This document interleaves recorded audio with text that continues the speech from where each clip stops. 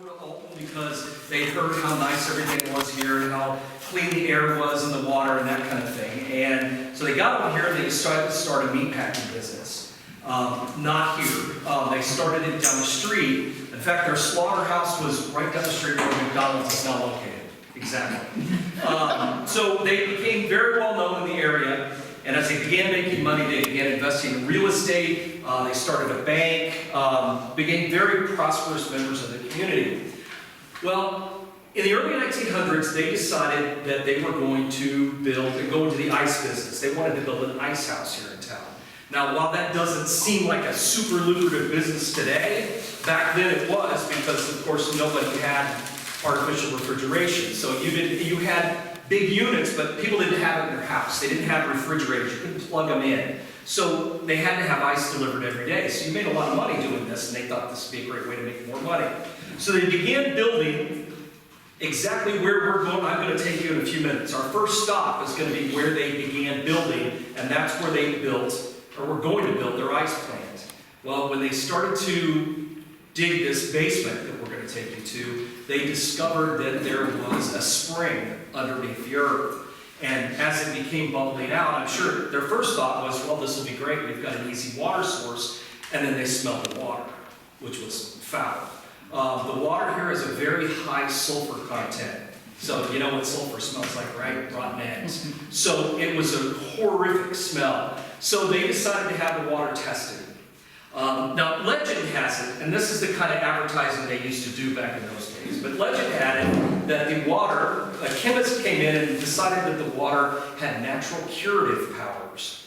And the best thing they could do was to open up a spa so that people could come from, anybody who had an ailment could come here and take in the waters and drink the water, and they would be miraculously cured. Spas opened here in Kansas City and Eureka Springs, Arkansas, Hot Springs, Arkansas, French Lick, Indiana. These became huge, popular resort towns, and I'm sure they thought, well, here's our chance. We're going to turn Alton into one of these spa communities. So they built this hotel and spared no expense. Now, when they began building in 1911, it took 3 years to finish it. When they began building, the first thing they did was built the bottling plant. They were selling it and shipping it out to 12 different states by railroad, making a lot of money doing this by claiming it could cure everything from arthritis to alcoholism to, everything. You name it. If you had dandruff, this water would cure you. And the only thing it probably ever helped was rheumatism because of the high sulfur content.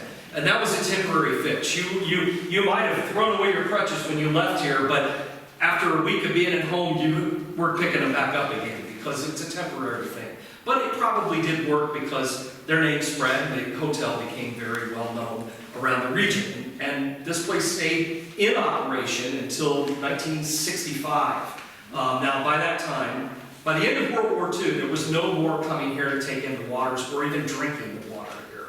Because by then the FDA had come along and shut all these places down after the war. But the hotel itself did stay open. Now, this marble that you're sitting on, that you're standing on, was imported from Italy. All of the plaster work, all of the things that were done here, all of this that you see in the ceiling, all of this was original. And this dining room at one time held, right in the very middle of it, held the largest dining table in the entire state of Illinois.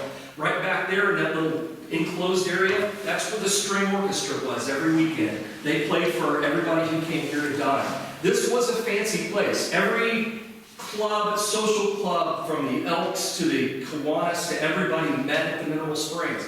Dinners were held here, dances were held here, all the proms were held here in the big room, and I'll show you where that is. You can go down there, big windows that look out over the Mississippi. All of that stuff was part of the original hotel. This was a fancy place.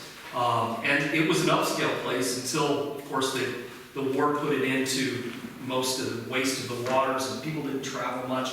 By the time the war ended, it was all over. This place struggled through the 1950s and into the 1960s. They finally closed it down. Sat empty until 1972. By that time, the ceilings were falling in. They were going to bulldoze the place. But you'll find the reason that they didn't, you're going to see in a few minutes, it's just too damn big. It was just too big. It would cost more to try to tear it down because there's 7 levels to this building. A lot of people don't realize that.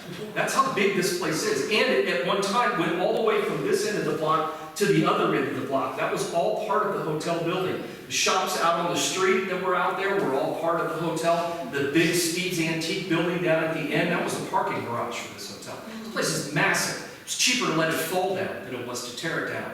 And by the early 1970s, Alton was losing a lot of its manufacturing and industries here. The whole town was on its last legs. Well, in 1978, a guy bought the place and decided that he was going to open it. Now, malls were the big thing in the mid to late 70s. They were springing up all over the country. So he thought, hey, let's turn this place into a shopping mall. And he tried. He did turn it in. There were a lot of stores here. There were restaurants in here. Through the 1980s, it was a pretty happening place. But by the time the 90s came along, everybody was pretty much gone. And it fell back into bad days again.